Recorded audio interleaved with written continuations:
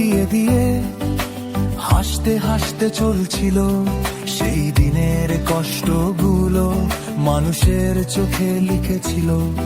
এবার সত্যটাকে চিনতে হবে, সময় এসেছে ভাই।